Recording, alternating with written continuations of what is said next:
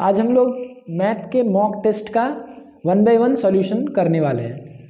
Solution कराने के पीछे लॉजिक ये है कि कई बार हम लोग टेस्ट देते हैं और टेस्ट के मार्क्स को देख करके अपने आप को जज करते हैं कि मेरा परफॉर्मेंस क्या है, लेकिन ये भी ज़रूरी होता है कि जो क्वेश्चंस हम लोग सॉल्व नहीं कर पा रहे हैं उसको हम लोग फिर से अच्छे से प्रैक्टिस कर लें।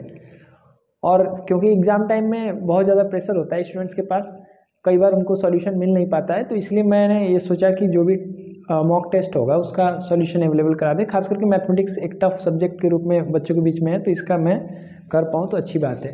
बाकी क्वेश्चन पेपर आपके पास होगा तो अच्छी बात है, अदरवाइज आप जो है चैनल से इसको प्राप्त कर सकते हैं, जिसका डिस्क्रिप्शन में जो है वीडियो के लिंक में डिस्क्रिप्शन में इसका लिंक जो है ऐड कर दूंगा, या आप अपने फ्रेंड्स से वगैरह से कहीं से भी आपको मिल जाए। तो आप क्वेश्चन पेपर पहले आप जो है क्वेश्चन पेपर जरूर देखिए और खुद से ट्राई करिए सॉल्व करने का क्वेश्चन पेपर। अगर ना फिर जो डाउट होता है उसको मैच कर लीजिएगा वीडियो से, ठीक है।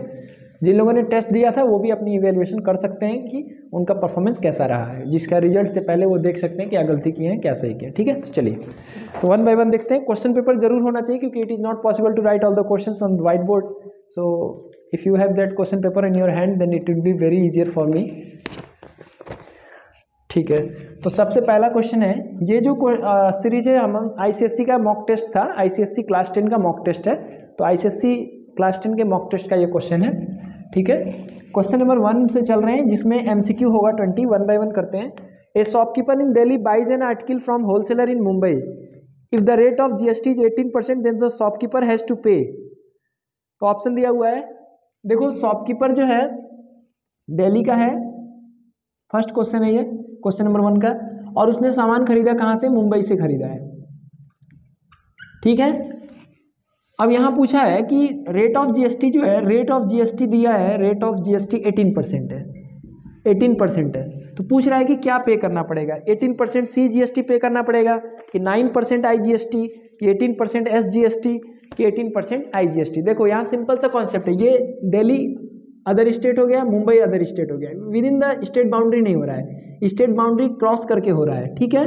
तो इसलिए यहाँ पर आईजीएसटी लगेगा। अब आईजीएसटी में कोई पार्टीशन नहीं होता है, जितना 18% है टोटल 18% आईजीएसटी हो जाएगा, ठीक है। यही अगर दिल्ली का सामान दिल्ली में खरीदा गया होता है और दिल्ली में बेचा जा रहा है अगर, तो जितना जीएसटी होता है उसका आधा एसजीएसटी होता है, आधा सीजीएसटी होता है, ठीक है, ठीक है। अब दिल्ली में थोड़ा सा ये होगा कि तुम सोचोगे कि ये जो है स्टेट में कैसे इसको कंसिडर करें, मैं I am talking as a example, ठीक है। कहीं पर भी अगर एक स्टेट के अंदर होगा तो आपको 2 पार्ट हो जाता है जीएसटी का, एक हो जाता है सीजीएसटी और दूसरा हो जाता है एसजीएसटी। और अगर स्टेट बाउंड्री के बाहर से अगर हो रहा है, इंपोर्ट हो रहा है किसी चीज़ का, तो यहाँ पर आईजीएसटी लगता है और जितना जीएसटी होगा पूरा का पूरा पे करेंगे आईजीएसटी, ठीक है। आईजीएसटी का मतलब होता है इंटीग्रेटेड जीएसटी, सीजीएसटी मतलब सेंट्रल गवर्नमेंट को जाने वाला, एसजीएसटी मतलब स्टेट गवर्नमेंट को जाने वाला, ठीक है। तो अगर स्टेट के अंदर जैसे मुंबई में सामान खरीद के मुंबई में बेचा गया तो वही 18% का 9% सीजीएसटी हो जाता है, 9% एसजीएसटी। लेकिन इस क्वेश्चन में बोला गया कि दिल्ली का एक शॉपकीपर है जिसने मुंबई से सामान खरीदा, तो टैक्स कितना पे करना पड़ेगा? टैक्स का रेट चल रहा है 18%, तो 18% आईजीएसटी पे करना पड़ेगा, ठीक है। इजी क्वेश्चन है। दूसरा है ₹40 shares of a company are selling at 25% premium. 40 rupees की शेयर है, मतलब नॉमिनल वैल्यू या फेस वैल्यू जो भी कह लो, ये 40 रुपीज़ की है और एट प्रीमियम है, मतलब जितना इसका नॉमिनल वैल्यू है उससे ज़्यादा इसका मार्केट वैल्यू चल रहा है। कितना परसेंट? 25%। तो पहले मार्केट वैल्यू निकाल लो, तो मार्केट वैल्यू क्या हो जाएगा? Nominal value plus 25% of nominal value, मतलब 40 प्लस 25/100 इंटू 40, कितना हो जाएगा? ये कैंसिल आउट हो गया, 5 2 जा 5 5 जा 5 4 जा 20, 20/2 मीन्स 10, 40 प्लस 10 यानी मार्केट वैल्यू चल रहा है 50 रुपीज़। अब आगे क्या पूछा गया? Mister Jacob wants two by 280 shares of the company. Investment पूछ रहा है। इन्वेस्टमेंट इक्वल टू क्या होता है? इन्वेस्टमेंट इक्वल टू होता है नंबर ऑफ शेयर्स, जितना आप शेयर खरीद रहे हैं, इनटू मार्केट वैल्यू, क्योंकि शेयर जब भी खरीदा जाता है तो मार्केट वैल्यू पर, प्रॉफिट या डिविडेंड कैलकुलेट करोगे तो नॉमिनल वैल्यू पे। तो इजी क्वेश्चन है, 280 शेयर खरीद रहा है मिस्टर जैकब ने, 280 शेयर्स खरीदे, मार्केट वैल्यू कितना है? 50, तो इसको मल्टीप्लाई कर लो 2800 बाई, हाँ ये हो जाएगा 14,000 सीधे, ये आपका आंसर हो गया। यानी option B is the correct option, ठीक है।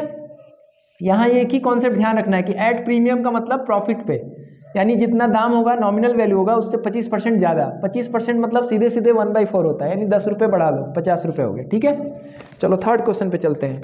ये इन इक्वेशन का क्वेश्चन है। क्या दिया हुआ है? 3 - 2x इज़ ग्रेटर देन और इक्वल टू x - 12। इसको सॉल्व करना है, बहुत आराम से सॉल्व हो जाएगा। देखो 3 - 2x है तो पहले इस नंबर को हटाओ यहाँ से। क्या किया जाएगा? Subtracting 3 from both side. छोटे छोटे क्वेश्चन है, मेरे सॉल्व कराने के पीछे लॉजिक है कि तुम सीखो इस चीज़ को। ठीक है, क्योंकि ये क्वेश्चन पेपर में सारे क्वेश्चन है जो कि इंपॉर्टेंट है। अगर इतना तुम प्रिपेयर करोगे तो बहुत अच्छे से प्रिपरेशन हो जाएगा। तो 3 - 2x -3 ग्रेटर देन और इक्वल टू x - 12 - 3। देखो 3 और 3 कैंसिल हो गया। -2x इज ग्रेटर देन और इक्वल टू x - 15। अब हम लोग क्या करेंगे? यहाँ x है, यहाँ -2x है, तो हम x को सब्ट्रैक्ट कर रहे हैं। Subtracting x from both side. तो क्या हो गया? -2x -x ग्रेटर देन और इक्वल टू x - 15 - x। ये और ये कैंसिल हो गया। ये हो गया -3x इज ग्रेटर देन और इक्वल टू -15। अब हम लोग को x की वैल्यू निकालनी है ना, तो dividing by -3 on both side. दोनों तरफ हम लोग -3 से डिवाइड कर दो। जैसे तुम माइनस नंबर से डिवाइड करते हो साइन ऑफ इनइक्वालिटी चेंज हो जाती है। यहाँ ध्यान देने वाली बात है कि -3x बाई -3, देखो माइनस नेगेटिव नंबर से जब डिवाइड करोगे तो जो ये ग्रेटर देन और इक्वल टू है ये साइन बदल जाएगा, लेस देन और इक्वल टू हो जाएगा। बाकी दोनों साइड में हम लोग -15 बाई -3 इधर भी हो गया, माइनस माइनस कैंसिल हुआ, यहाँ 3 भी कैंसिल हो गया, 3 5 जा, यानी आंसर क्या होगा? लेस देन और equal to 5। This is the solution. ठीक है, देखो एमसीक्यू है जरूर, लेकिन तुमको प्रैक्टिस करना है, क्योंकि same question can be asked in the compulsory section for 2 marks 3 marks 5 marks what ever. So you should know the concept. ठीक है, चलो नेक्स्ट क्वेश्चन पे चलते हैं। इजी क्वेश्चन है, तुम देखते रहना, अपना कर मिलाते भी रहना। ठीक है, मिटा रहा हूं मैं। थोड़ा टाइम तो लगेगा भाई, लेकिन टाइम लग के अगर हमारे नंबर बढ़ जाए तो अच्छी बात है ना। टाइम देना कोई बुरी बात थोड़ी है। चलो नेक्स्ट क्वेश्चन आ गया, question number 4।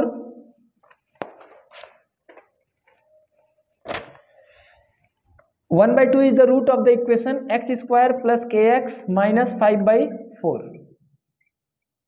1/2 is the root. Root का मतलब हो गया सॉल्यूशन है इसका। ठीक है, यानी x के जगह पे 1/2 रखो, पुटिंग x इक्वल टू 1/2। हमको k का वैल्यू निकालना है इसमें, तो रख दो 1/2 का होल स्क्वायर हो जाएगा x के जगह पे, फिर k into 1/2 minus 5/4 is equal to 0। क्या हो जाएगा? 1/2 का स्क्वायर 1/4 हो गया, प्लस k/2 हो गया, minus 5/4 is equal to 0। LCM हो गया 4, ये हो गया 1 plus 2k minus 5 is equal to 0। 4 उधर जाएगा, मल्टीप्लाई करेगा 0 से, 0 हो जाएगा। और देखो ये हो गया 2k माइनस 4, क्योंकि -5 + 1 क्या हो जाएगा? -4 इज इक्वल टू 0। तो 2k इज इक्वल टू हो गया 4, k का वैल्यू क्या आया? 4/2 means 2। This is the answer. तो इसमें ऑप्शन हो जाएगा फर्स्ट। नेक्स्ट क्वेश्चन, हम लोग टाइम ड्यूरेशन भी देखेंगे। ये 3 घंटे का प्रॉपर पेपर है। ठीक है, लेकिन तुम देखो कि अगर कॉन्सेप्ट अच्छा है तो काफ़ी कम टाइम में तुम क्वेश्चन को सॉल्व कर सकते हो। मैं स्टेप बाय स्टेप भी सॉल्व कर रहा हूँ, ऐसा नहीं कि मैं शॉर्टकट कर रहा हूँ। Question number 5, x³ minus 3x² plus 5x minus 7 is divided by x minus 2। Remainder क्या होगा? रिमाइंडर पूछा जा रहा है, तो इसके लिए हम लोग क्या लगाते हैं? By remainder theorem. इसके लिए रिमाइंडर थ्योरम है हमारे पास। रिमाइंडर थ्योरम ये कहता है कि अगर x माइनस a से डिवाइड करोगे तो रिमाइंडर होगा fa। तो अगर मैं x माइनस 2 से डिवाइड कर रहा हूँ तो इसको कॉन्सेप्ट समझो, x माइनस 2 इक्वल टू 0 लिख दो, x इक्वल टू 2, यानी जहाँ x है उसके जगह पर 2 रखना होगा। तो रिमाइंडर क्या होगा? रिमाइंडर होगा f2। इसका मतलब है कि जहाँ x है वहाँ पर 2 रख दो। तो चलो ये हो जाएगा 2³ minus 3 into 2² plus 5 into 2 minus 7। ये 2³ हो गया 8, माइनस 2 का स्क्वायर 4 होता है, 4 3 जा 12, 5 2 जा 10 माइनस 7। ऐड करो 10 प्लस 8 18 हो गया, और माइनस 12 माइनस 7 माइनस 19 हो गया। इसका आंसर आएगा -1। This is the answer. So the option is D. Sixth question आ गया, थर्ड प्रोपोर्शन टू, ये निकालना है आपको, third proportional to 6 whole 1/4 and 5। बात समझ लो पहले, थर्ड प्रोपोर्शनल किसको कहते हैं? अगर कोई number a b and c are in continued proportion, अगर कोई कंटिन्यूड प्रोपोर्शन कहता है, कंटिन्यूड प्रोपोर्शन है, तो इसका मतलब होता है A by B is equal to B by C. तो ए को हम लोग कहते हैं फर्स्ट प्रोपोर्शन, बी को कहते हैं मीन प्रोपोर्शन और सी को कहते हैं थर्ड प्रोपोर्शन। तो इस क्वेश्चन में देख लो कि क्या पूछ रहा है तुमसे, third proportional to 6 whole 1/4 and 5, मतलब ए का वैल्यू दिया है 6 होल 1/4 और बी का वैल्यू दिया है 5 और सी का वैल्यू निकालना है। यही लॉजिक है, इस तरह से तुम वैल्यू पुट करो। चलो पुट किया जाए, ए के जगह रख दो 6 होल 1/4, मतलब 6 4 जा 24, 24 1 25, इसका वैल्यू कितना है 25/4, 4 6 जा 24, 24 प्लस 1 25, 25/4। तो ए के जगह मैंने लिख दिया 24, 6 4 जा 24 है तो 25 होगा, सॉरी 25/4 अपॉन बी के जगह तुम क्या रखोगे 5 इज इक्वल टू, फिर बी के जगह 5 रखो और सी को तुम सी रहने दो। यही पता करना है हम लोग को।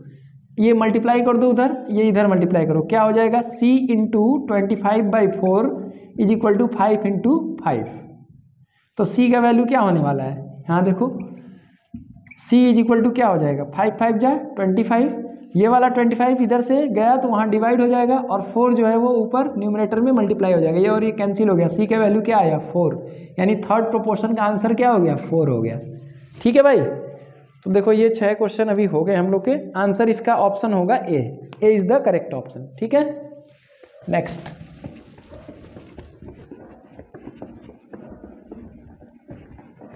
वन बाय वन स्टेप करा रहा हूँ भाई, क्योंकि हर एक स्टेप समझो, एग्जाम में क्वेश्चन कोई नया क्वेश्चन नहीं आता है, कॉन्सेप्ट ही तो समझना है। मान लो इस क्वेश्चन में थर्ड प्रोपोर्शन पूछा है, कल को मीन प्रोपोर्शन पूछ देगा तो कॉन्सेप्ट वही रहेगा। तो क्वेश्चन पेपर जो मैंने ये दिया है उस क्वेश्चन पेपर से बिल्कुल आएगा क्वेश्चन, लेकिन कॉन्सेप्ट समझोगे तब आएगा, एज इट इज क्वेश्चन कभी मैथ में नहीं आता है।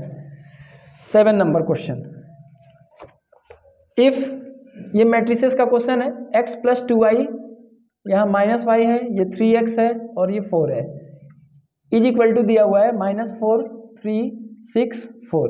हम लोग को x और y की वैल्यू निकालना है, बहुत ईजी है। देखो ये एलिमेंट को इससे टैली करो, क्योंकि इसका ऑर्डर देखो 2 × 2 है, इसका भी ऑर्डर 2 × 2 है, बस खाली पोजीशन को देखो। तो यहाँ से आप देख लो -y इज इक्वल टू 3 हुआ, तो therefore y is equal to क्या हो जाएगा -3, एक वैल्यू तुरंत निकल गया।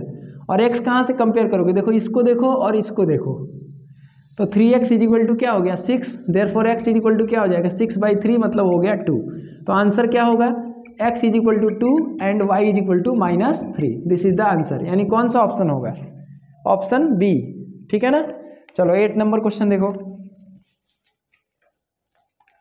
8 नंबर क्वेश्चन है, the 30th term of AP 1074 is, एक AP दिया है 10, 7, 4 डैश डैश डैश, आपको A30 पता करना है, यानी 30th टर्म। देखो सबसे पहले देखो कि यहाँ जो फर्स्ट टर्म है उसको A बोला जाता है, यानी A का वैल्यू 10 है, और डिफरेंस ऑफ 2 टर्म्स उसको D बोला जाता है, यानी D का वैल्यू क्या होगा 7 - 10 होगा, यानी -3। क्योंकि ये MCQ क्वेश्चन है इसलिए मैं डायरेक्ट कर रहा हूँ। ठीक है, बाकी अगर ये 4 नंबर का क्वेश्चन होगा तब तो भाई डिटेल किया जाएगा, लेकिन ये MCQ है तो जल्दी जल्दी करना है, 1 मिनट में कर दो तो अच्छी बात है। तो फिलहाल मैं तुम्हें समझाते हुए 1 मिनट में कर रहा हूँ, ये भी देखो, तुम 1 मिनट में भी कर दो तो काम चलेगा। A30 पूछा गया, क्या फॉर्मूला आता है भाई, इस फॉर्मूला को याद कर लो, एकदम क्वेश्चन आता है इससे, AN is equal to A plus N minus 1 into D। तो A30 इज इक्वल टू क्या हो जाएगा A plus 30 minus 1 into D। A का वैल्यू क्या है हम लोग का 10 है, 10 रख दो, 30 माइनस 1 क्या होता है 29, और D का वैल्यू कितना आया है -3, यहाँ -3 रख दो, तो क्या हो गया 10 इंटू 29 इंटू 3 कितना होगा 3 9 जा 27, 2 3 2 जा 6 2 8 -87, यानी 10 -87, यानी आंसर क्या होगा -77। देख लो कौन सा ऑप्शन है, यानी ऑप्शन होगा 8 का C।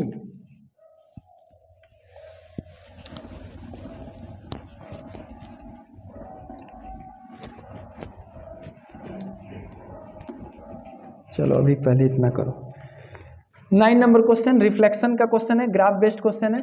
एक पॉइंट है A 4 - 1, इसको रिफ्लेक्ट किया गया है line x is equal to 2। तो इमेज बताना है ए डैश का इमेज, ये वैल्यू पता करना है। बहुत अच्छा कॉन्सेप्ट है। देखो कोई पॉइंट P अगर होता है एक्स वाई, तो अगर इसको हम लोग x इज इक्वल टू 2 में रिफ्लेक्ट करते हैं, ठीक है। x इक्वल टू 2 का मतलब क्या होता है, एक लाइन है x इक्वल टू 2 का मतलब हो गया वो लाइन आपका y एक्सिस के पैरेलल होगा। ऐसे लाइन को बोलते हैं x इक्वल टू a, यहाँ पर x इक्वल टू 2 है, मतलब ये डिस्टेंस जो है वो 2 यूनिट है। तो इस लाइन में हम लोग को उस पॉइंट को रिफ्लेक्ट कराना है, जो भी पॉइंट है। तो इसका फॉर्मूला होता है कि एक्स वाई है अगर, ठीक है, अगर एक्स वाई है तो इसका जो इमेज बनेगा minus x plus 2a comma y बनता है। तो इसी फॉर्मेट पे तुम करो। x का वैल्यू कितना है 4, y का वैल्यू कितना है -1। तो भाई y में तो कोई a है यही, तो देखो x इक्वल टू 2 में जब मैं कर रहा हूँ, ये x इक्वल टू a के लिए मैंने लिखा है, जनरल फार्मूला लिखा है। ये फार्मूला कॉन्सेप्ट तुमको रेडी होना चाहिए। देखो x इक्वल टू a होगा तो y कोऑर्डिनेट में कोई चेंजिंग नहीं होगा, x कोऑर्डिनेट में क्या हो जाएगा -x, यानी ये जो वैल्यू रहेगी -x प्लस 2a हो जाएगा। a का मतलब ये वैल्यू है, तो यहाँ पर a की जगह 2 दिख रहा है। तो a डैश क्या होने वाला है -x, मतलब क्या हुआ -4 प्लस 2 इंटू 2, और y जो था वही रहेगा यानी -1 रहेगा। यही पॉइंट है तुम्हारा। तो a डैश का वैल्यू क्या होगा, देखो 2 2 या 4 -4, ये 0 हो जाएगा, यानी 0 -1 इज द आंसर। कौन सा ऑप्शन होगा भाई, 9th का a ऑप्शन हो जाएगा, ठीक है। चलो क्वेश्चन नंबर 10 देखा जाए।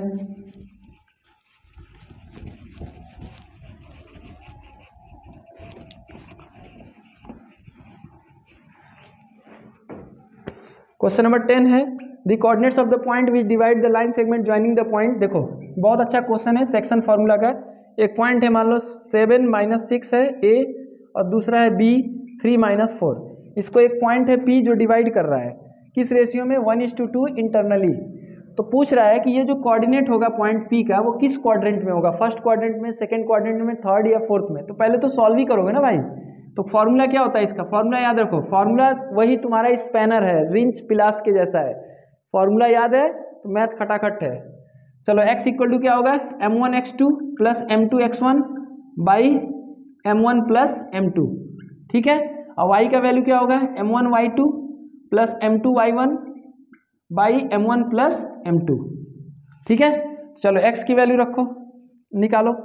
तो m1 कितना है हम लोग का 1 है, तो 1 इंटू m2 x2 कितना है 3, प्लस ये 2 m2 का वैल्यू 2 हो गया, 2 इंटू 7 बाई 1 प्लस 2। तो देखो मैं डायरेक्ट कर रहा हूँ, 7 2 या 14, 14 प्लस 3 17/3 इसका आंसर हो गया। और इसका आंसर देखो क्या होगा, y का m1y2 1 इंटू -4 यानी क्या हो जाएगा -4 प्लस m2y1 यानी 2 इंटू -6 -12 अपॉन वही 3, यानी इसका वैल्यू आएगा -16/3। यानी कोऑर्डिनेट्स क्या है p के 17/3 -16/3। तो भाई देखो ये हमारा x एक्सिस y एक्सिस है, यहाँ पर जो फोर्थ क्वाड्रेंट होता है इसका x पॉजिटिव होता है और y क्या रहता है नेगेटिव, यानी आंसर होगा फोर्थ क्वाड्रेंट। ये जो है पॉइंट P किस क्वाड्रेंट में रहेगा, फोर्थ क्वाड्रेंट में रहेगा, दिस इज द आंसर, ठीक है। बिना देखो पॉइंट निकाले बगैर हम लोग ऐसे गेस नहीं कर सकते कि कहाँ पर जाएगा, पहले पॉइंट निकालना पड़ेगा और ये काम जल्दी करना पड़ेगा, ठीक है। अच्छा नेक्स्ट क्वेश्चन,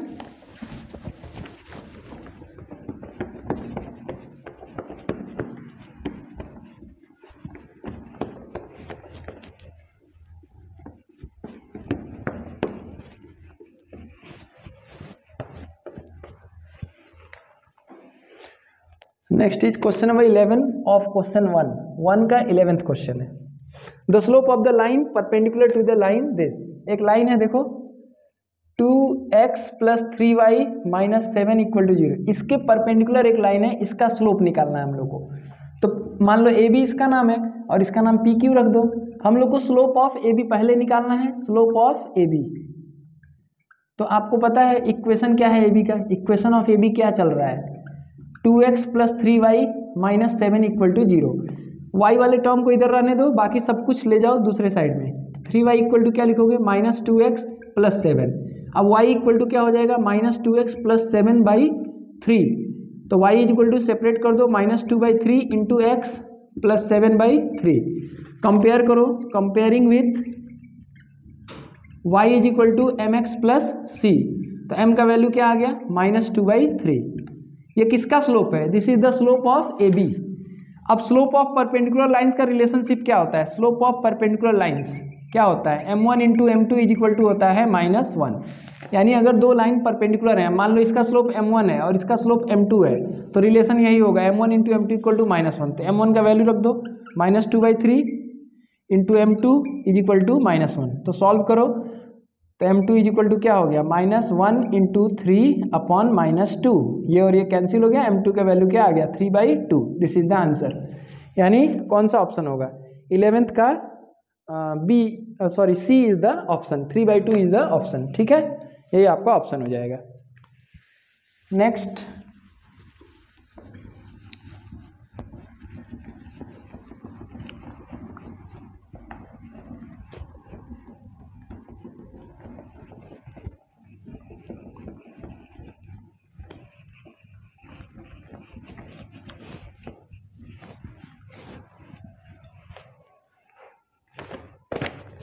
ट्वेल्थ क्वेश्चन है, triangle ABC is similar to triangle PQR। तो भाई बना दो तुरंत। ABC देखो, ABC, PQR सिमिलर है, कहने का मतलब एंगल देखो, एंगल A किसके बराबर होंगे? एंगल P के। एंगल B किसके बराबर होंगे? एंगल Q के। एंगल C किसके बराबर होंगे? एंगल R के। ये लिखने का जो ऑर्डर होता है ना, वो बताता है हम लोग को एंगल के बारे में। ठीक है, क्योंकि एंगल एक्सियम से सिमिलरिटी प्रूव होता है। ठीक, इसमें वैल्यू दिया हुआ है साइड का, BC is equal to 8 centimetre और QR is equal to 6 centimetre. हम लोग से पूछा क्या गया है? Area of triangle ABC upon area of triangle PQR का वैल्यू क्या होगा? तो भाई बहुत इजी है, करस्पॉन्डिंग साइड का जो रेशियो होगा उसका स्क्वायर होगा। अब देखो A के सामने कौन सा साइड है? A के सामने क्या दिख रहा है? BC दिख रहा है। और A किसके बराबर है? P के सामने क्या दिख रहा है? QR दिख रहा है। तो इसी का स्क्वायर कर दो, यही रिलेशन होता है। यानी क्या होगा? 8/6 का होल स्क्वायर, यानी 2 4 जा 2 3 जा, यानी 4 का स्क्वायर 16 हो गया, 3 का square 9, this 16/9 is the answer. यानी हम लोग का आंसर होगा D। Question number 13, the angle between 2 radii of a circle is 130 degree. Centre से आपने रेडियाई बनाया और दोनों रेडियाई के बीच में जो एंगल है 130 डिग्री है। The angle between the tangents at the end of the radii, जहाँ एंड हो रहा है रेडियाई, यहाँ से एक टेंजेंट बनाया गया इधर और यहाँ से भी एक टेंजेंट बनाया गया इधर, तो इसके बीच में कितना एंगल होगा? देखो बहुत ही अच्छा क्वेश्चन है। आपको मालूम होना चाहिए कि अगर ये रेडियस है और ये भी रेडियस है, तो radius is perpendicular to the tangent, तो ये वैल्यू 90 डिग्री होगा। वैसे इधर भी radius is perpendicular to the tangent, तो ये वैल्यू भी कितना होगा? 90। Let us suppose this is point A, this is point B and this is point P। तो देखो PAOB क्या हो गया? एक क्वाड्रिलेटरल हुआ, not cyclic quadrilateral, quadrilateral PAOB। अब हम जानते हैं कि किसी भी क्वाड्रिलेटरल का सारे एंगल का सम कितना होता है? 360 डिग्री होता है। तो भाई कर दो इसको, angle A plus angle O plus angle B plus angle P is equal to 360 degree. ये वैल्यू 130 है, बाकी दोनों वैल्यू 90 और 90 हैं, और एंगल P पता करना है, मतलब एंगल बिटवीन द टेंजेंट, वही पूछा गया है। सॉल्व कर लो भाई, 90 90 180 हुआ, 180 घट ही गया, 130 घटाओ 50 आएगा। तो एंगल APB का वैल्यू हो गया 50 डिग्री। तो ऑप्शन में दिया होगा 50 डिग्री, यानी answer B is the correct answer. ठीक है, ओके।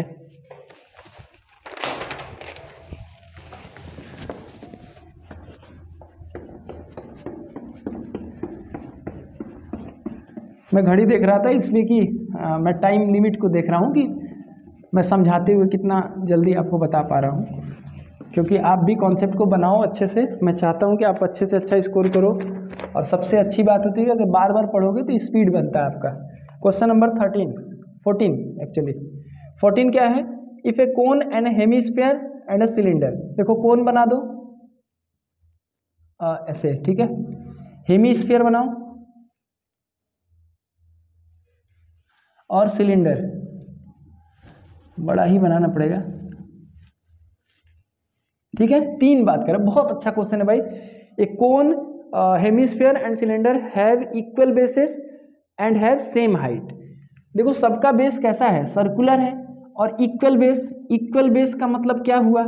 इक्वल बेस का मतलब सेम रेडियाई,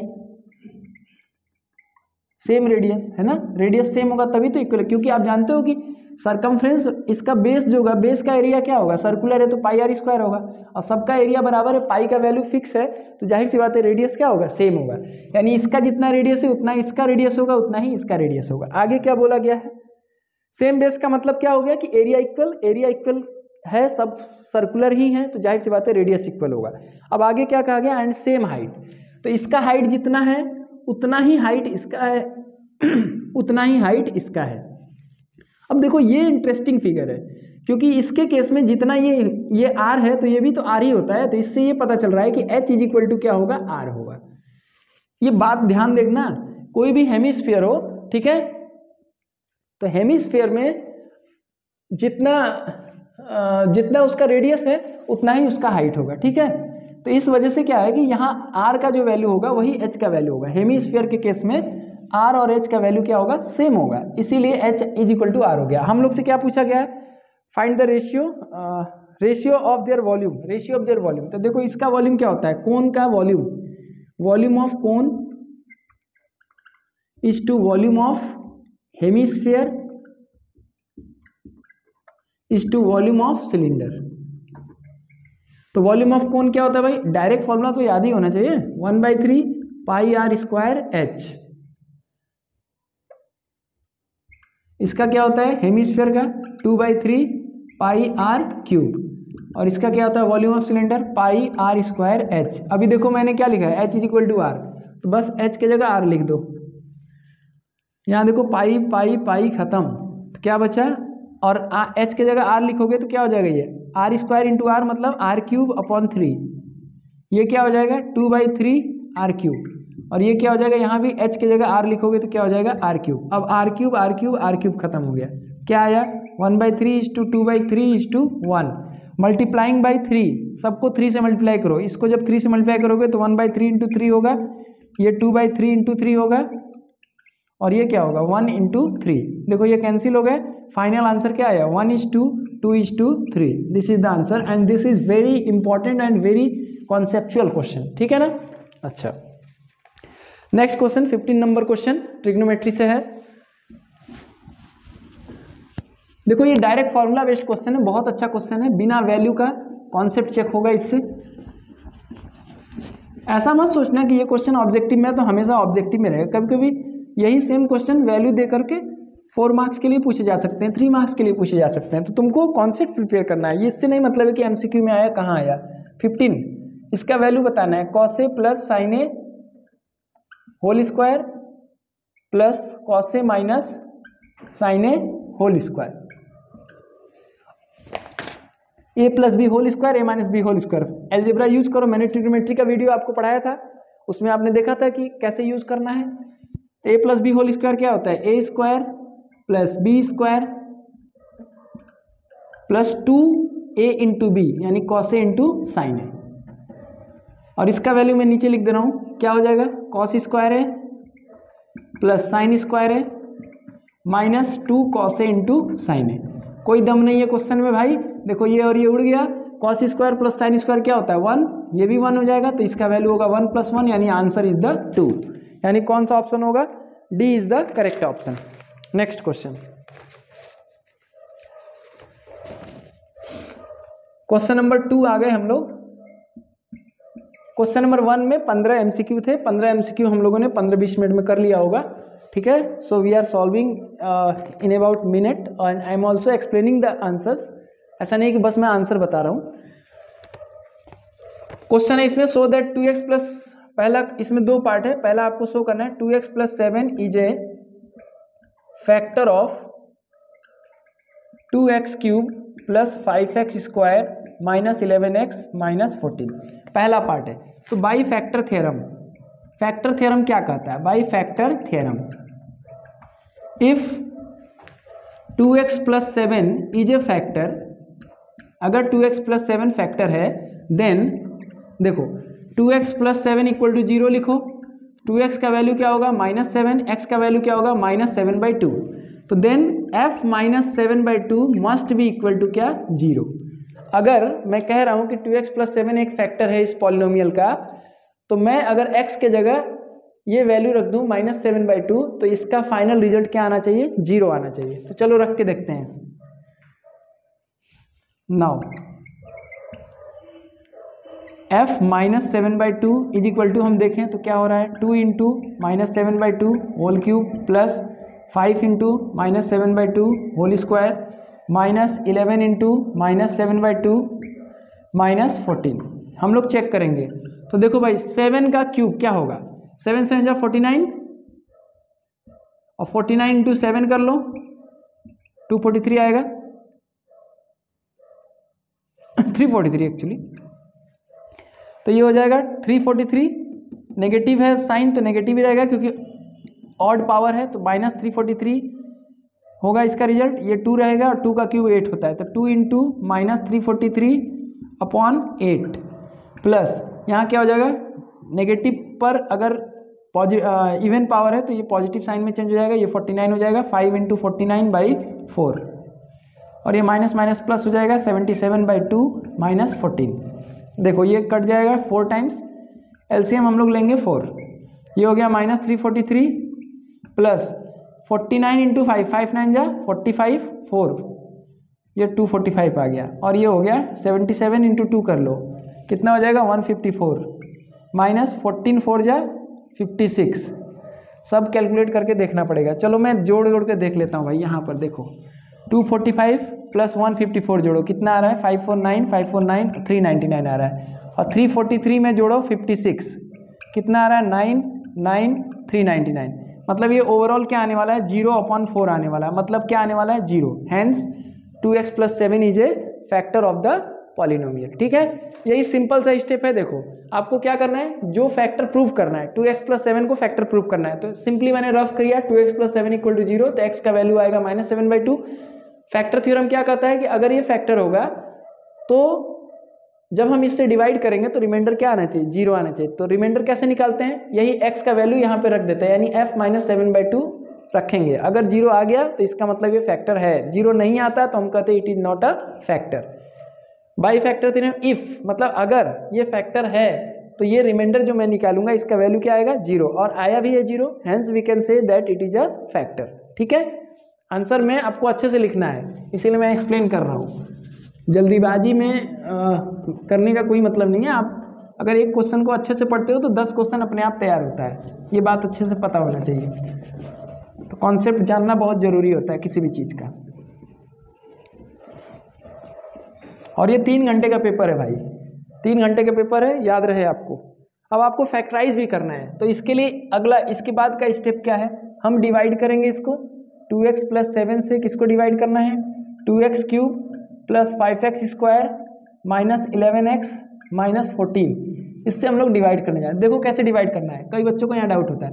यहाँ 2x³ है, यहाँ 2x है, तो किससे मल्टीप्लाई कर दें तो ये 2x³ हो जाएगा x² से। 2x को अगर हम x² से मल्टीप्लाई करेंगे तो 2x³ आ जाएगा। लेकिन यहाँ जो 7 है, 7 जब मल्टीप्लाई होगा x² से तो क्या होगा 7x²। सब्ट्रैक्ट करते हैं तो साइन चेंज होगा, यहाँ प्लस है तो माइनस, यहाँ प्लस है तो माइनस, ये कैंसिल हो गया। -7x² + 5x² क्या बचेगा -2x²। यहाँ से क्या आ गया -11x। अब देखो यहाँ 2x है, यहाँ क्या चाहिए -2x² चाहिए, यानी -x से मल्टीप्लाई करो क्या हो जाएगा -2x² और 7 × -x क्या होगा -7x। फिर से साइन चेंज होगा, माइनस है तो प्लस हुआ, माइनस है तो प्लस हुआ, ये कैंसिल आउट हो गया। -11x + 7x क्या बचेगा -4x, ऊपर से क्या आ गया -14। अब किससे मल्टीप्लाई करोगे, देखो -2 से मल्टीप्लाई करो तो क्या हो जाएगा -4x -14, साइन चेंज हो गया, प्लस प्लस, ये कैंसिल आउट हो गया। Finally you will have the remainder 0। अब आप लिख सकते हो देयरफॉर fx = पहला फैक्टर तो यही है, इसको लिख दो 2x + 7। दूसरा फैक्टर देखो एक बड़ा सा टर्म मिल रहा है तुमको, तो एक करली ब्रैकेट में मैं इसको लिख रहा हूँ x² - x -2। अब इसको फैक्टराइज करने का तरीका देखो, अगर तुम्हें आता है तो अच्छी बात है, नहीं तो समझ लो। देखो यहाँ पे 1 है, यहाँ पर 1 है, -1 × x है, तो तुमको, और देखो यहाँ पे ये माइनस का साइन है, यानी इसको कैसे करना है 2x + 7 ये x², यहाँ एक ब्रैकेट लगाओ, सॉरी माइनस पहले लिखो, एक ब्रैकेट लगाओ, फिर x लिखो, 1 की जगह देखो ब्रैकेट है, यहाँ कौन सा साइन है, माइनस, फिर 2 है, ये जो माइनस साइन होता है ना, तो यहाँ भी हम लोग माइनस लगाते हैं। अब ऐसा 2 नंबर खोजो जिसको सब्ट्रैक्ट करने से 1 आ जाए और मल्टीप्लाई करने से 2 आ जाए। क्यों?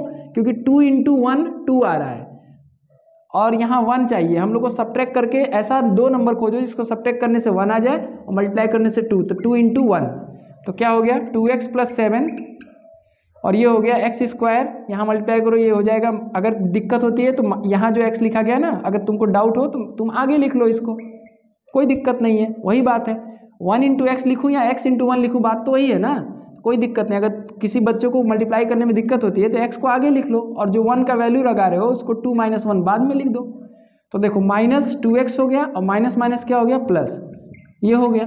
अब कॉमन निकालो, आंसर आ गया 2x + 7। यहाँ कॉमन x निकला, x - 2, यहाँ +1 कॉमन निकला, x - 2। फाइनल आंसर क्या हुआ भाई? तो कहाँ लिखे, याद, उम्मीद है दिख जाना चाहिए। 2x + 7 इंटू यहाँ कॉमन आ जाएगा x - 2 और बचेगा x + 1। तो यही आपके क्या हो गए, फैक्टर्स हो गए। This is your final answer. ठीक है, यही आपका फाइनल आंसर हो गया।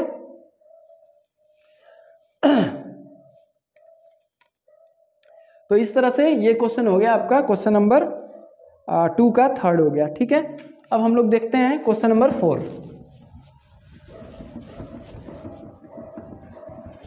क्वेश्चन नंबर 2 का क्वेश्चन नंबर 4 देखते हैं। जैसे 4 नंबर कंप्लीट हो जाएगा तो we will be completing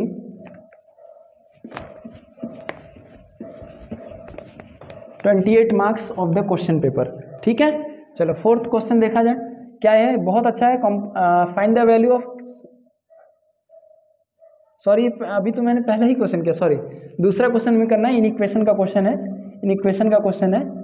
-3 less than -1/2 minus 2x/3 less than और equal to 5/6 x belongs to real number. बहुत अच्छा क्वेश्चन है।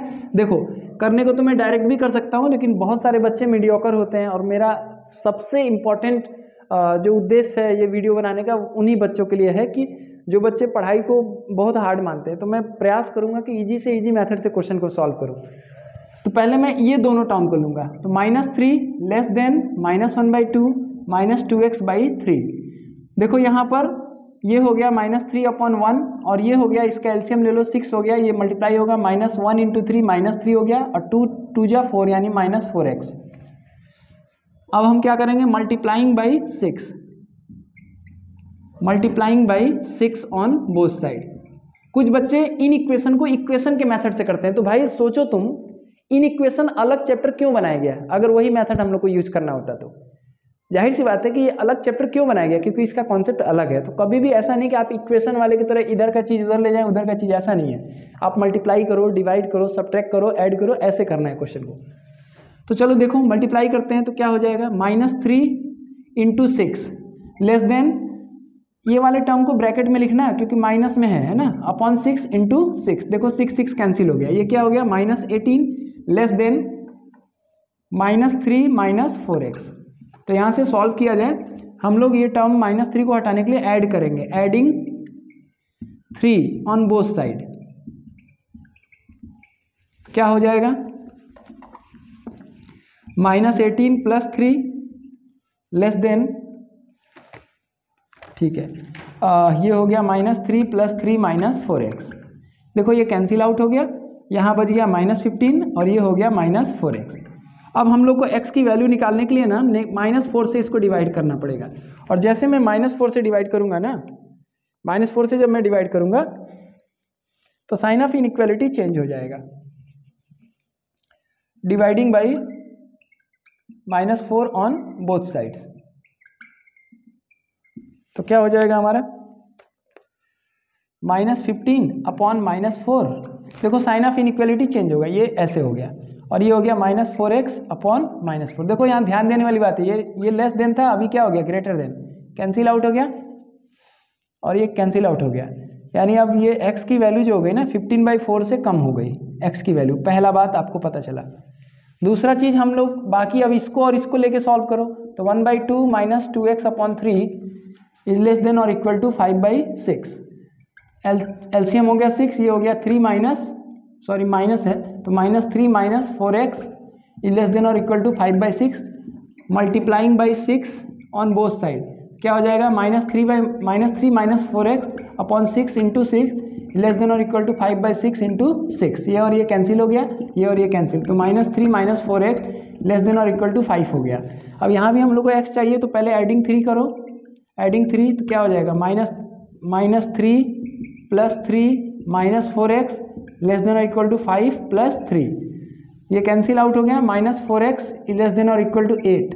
अब क्या करोगे, डिवाइड करोगे, dividing by -4, again negative number से डिवाइड कर रहे हो तो साइन ऑफ इनइक्वालिटी चेंज हो जाएगा, तो -4x बाई -4 ग्रेटर देन और इक्वल टू हो गया 8/-4, कैंसिल आउट हो गया, x इज ग्रेटर देन और इक्वल टू -2।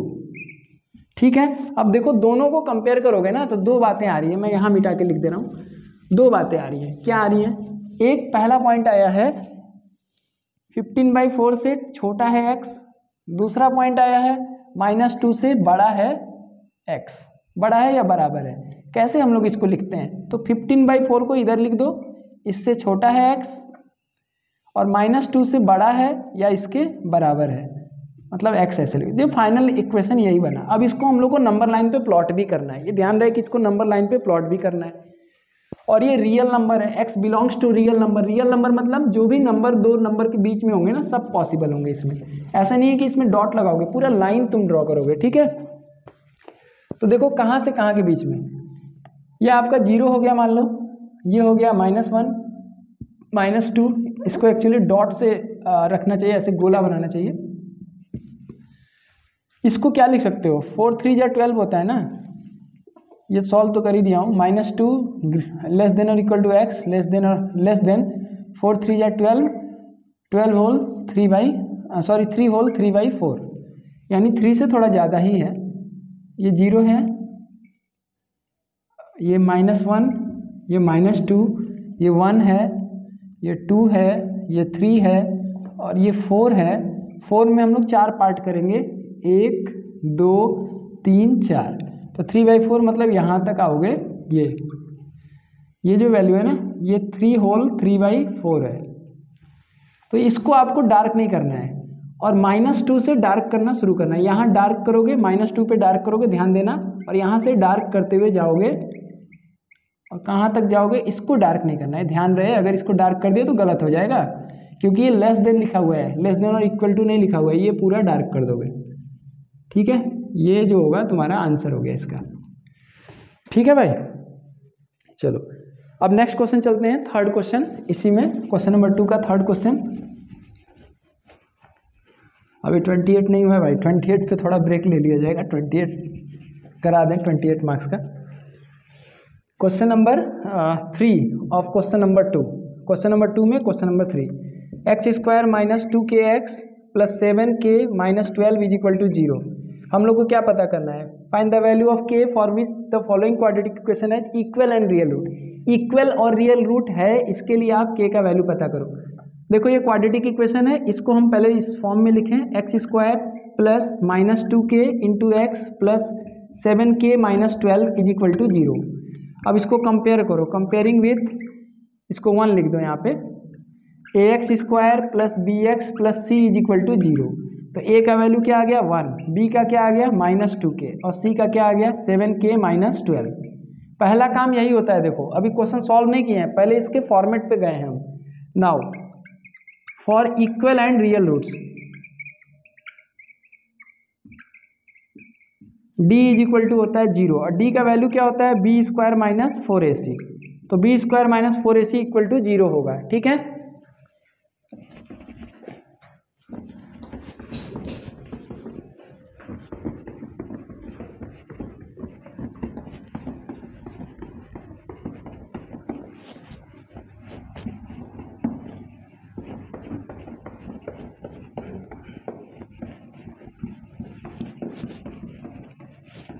चलो भाई, b² - 4ac = 0 होगा, तो करो, b का वैल्यू क्या होगा -2k, तो -2k का होल स्क्वायर -4 × 1 × c का वैल्यू क्या है 7k - 12 इक्वल टू लिखोगे 0, तो क्या हो गया 4k² माइनस का स्क्वायर प्लस ही होगा, -4 × 7k - 12 इज इक्वल टू 0। क्या हो गया ये 4k² माइनस 7 4 या 28k minus 48 is equal to 0। इसमें 4 कॉमन आ जाएगा, क्या बचेगा k² minus 7k minus 12 is equal to 0। 4 उधर जाके डिवाइड करेगा तो k² minus 7k minus 12 is equal to 0/4, 0/4 0 हो जाएगा। तो k² minus 7k minus 12 is equal to 0। फिर से अब तुमको फैक्टराइज करना है, कैसे करोगे, k², k को पहले लिख दो और ब्रैकेट लगाओ, 7 की जगह पे ब्रैकेट लग गया माइनस 12, ये साइन माइनस है इसीलिए यहाँ पे माइनस लगाओ, ये साइन माइनस है इसीलिए यहाँ पे क्या लगेगा माइनस। अब ऐसा 2 नंबर खोजो जिसको मल्टीप्लाई करने से 12 आ जाए और सब्ट्रैक्ट करने से क्या आ जाए 7 के, एक मिनट, -7 के, ये माइनस है ना तो ये प्लस हो जाएगा, सॉरी माइनस 28 होगा, ये तुम्हारा प्लस हो जाएगा, ठीक है, ये प्लस आएगा, सॉरी प्लस हो जाएगा यहाँ पे, तो ये भी प्लस होगा, ठीक है, देख लेना भाई यहाँ पे -4 × -12 प्लस हो जाएगा, ठीक। चलो तो ऐसा नंबर खोजो जिसको ऐड करने से 7 आ जाए और मल्टीप्लाई करने से 12 आ जाए, तो क्या होगा 4 3 जा 12। चलो क्या हो गया k² minus 4k plus 3 minus 3k plus 12 is equal to 0। k common हो गया, k minus 4 minus 3 common, k minus 4 is equal to 0। क्या हो गया k minus 4 into k minus 3 is equal to 0। Either k minus 4 is equal to 0 therefore k is equal to 4, और k minus 3 is equal to 0 therefore k is equal to 3, यानी 2 answer होगा 3 और 4, ठीक है। अब एक क्वेश्चन और है लास्ट, क्वेश्चन नंबर 2 में, ये बहुत ही यूनिक क्वेश्चन है और बहुत ही इंपॉर्टेंट है, कंपोनेंडो एंड डिविडेंडो का क्वेश्चन है, रेशियो एंड प्रोपोर्शन जो चैप्टर है वहाँ से ये हर साल एक क्वेश्चन आता है, यहाँ से कंफर्म क्वेश्चन है। आप बहुत रिक्वेस्ट करूंगा कि भाई एकदम ही इसको प्रिपेयर कर लेना क्योंकि ये बिल्कुल आता है एग्जाम में। क्वेश्चन नंबर 4 क्या है, solve for x 12x plus 1 plus 2x minus 3 upon 12x plus 1 minus 2x minus 3 is equal to 3/2। देखो using componendo and dividendo, componendo and dividendo, एक मिनट मार्कर बदल लूँ भाई, कंपोनेंडो एंड डिविडेंडो क्या करना है, ये a हो गया, ये b हो गया, ये c है और ये d है, तो a प्लस b करो, a माइनस b। चलो 12x plus 1 plus √2x minus 3 plus, देखो ये पूरा मैंने लिखा प्लस ये लिखूंगा √12x plus 1 minus 2x minus 3, ठीक है। और नीचे क्या करूंगा, सेम वही चीज कॉपी करो, बस प्लस की जगह माइनस करना है। 12x plus 1 plus 2x minus 3 minus 12x plus 1 minus 2x minus 3। कई बार हम लोग जल्दीबाजी में गलती करते हैं, ऊपर वाले में सही लिखते हैं, नीचे वाले में इसको लिख के तब ये लिखते हैं, गलती मत करना। पहले ये लिखोगे फिर प्लस करके ये ऊपर न्यूमरेटर में, डिनोमिनेटर में क्या करना है, सेम वही चीज़ कॉपी करो, बस प्लस की जगह माइनस। यहाँ भी वही करो, 3 + 2 3 - 2। क्या होगा भाई, ब्रैकेट ओपन करो, देखो मैं एक स्टेप यहाँ स्किप कर रहा हूँ, जब ब्रैकेट ओपन करोगे तो ये प्लस की वजह से कोई साइन चेंज नहीं होगा, तो ये और ये कैंसिल हो जाएगा। देखो चलो मैं ओपन ही कर देता हूँ, 12x plus 1 plus √2x minus 3 plus √12x plus 1 minus √2x minus 3 upon क्या हुआ, √12x plus 1 plus √2x minus 3 minus √12x plus 1 minus minus plus √2x minus 3 is equal to 5/1। देखो भाई यहाँ पे ये टर्म कैंसिल हो गया, यहाँ पर ये वाला कैंसिल हो गया, क्या बचा, हाथ से ही मिटाना पड़ रहा है, 2 × √2x plus 1 by 2 × √2x minus 3 is equal to क्या हो गया 5/1। ये 2 कैंसिल हो गया। अब क्या करोगे, स्क्वायरिंग ऑन बोथ साइड, यही कर रहा हूँ भाई, देखो दोनों तरफ स्क्वायर करने जा रहे हैं, तो क्या होगा √12x प्लस 1 का स्क्वायर अपॉन √2x माइनस 3 का स्क्वायर इज इक्वल टू हो गया 5 का स्क्वायर बाई 1 का स्क्वायर। ये कैंसिल आउट हो जाएगा, ये भी कैंसिल आउट, तो क्या हो गया 12x plus 1 by 2x minus 3 is equal to 25/1। Cross multiplication करेंगे, देखो ब्रैकेट लगाना चाहिए, एक अच्छी आदत है, ये सिंगल टर्म है तो लगाने की जरूरत नहीं, लेकिन एक से ज़्यादा टर्म है तो लगाने थे। 1 से मल्टीप्लाई होगा तो वही रह जाएगा 12x + 1, और ये मल्टीप्लाई करो 25 2 जा क्या होगा 50। भाई डायरेक्ट कर दे रहा हूँ, कुछ लोग सोचेंगे कैसे आ गया। चलो मैं इधर मिटा दे रहा हूँ भाई थोड़ा सा, क्योंकि आंसर आने वाला है बस। क्या हो जाएगा 12x + 1 = 50x - 75। तो -75 को इधर लाओ, -7 प्लस हो जाएगा तो ये 76 हो जाएगा, क्योंकि 1 यहाँ पे है। और 50 में से 12 घटाओ, 50x - 12x 38x होगा। 76 = 38x, तो 76/38 = x, यानी x का वैल्यू क्या आया x = 2। तो इस तरह से ये सॉल्व हो गया क्वेश्चन। ठीक है, तो ये 28 मार्क्स का मैंने सॉल्व करा दिया। देखो टाइम कुछ लगा होगा, 40-45 मिनट तो लग ही गया होगा। अब थोड़ा सा ब्रेक लेते हैं, फिर उसके बाद जो है फिर बाकी क्वेश्चन भी तुरंत मैं बना रहा हूँ, क्योंकि इसको अपलोड कर दूंगा मैं, ताकि आप लोग को जल्दी जल्दी अवेलेबल हो जाए। ठीक।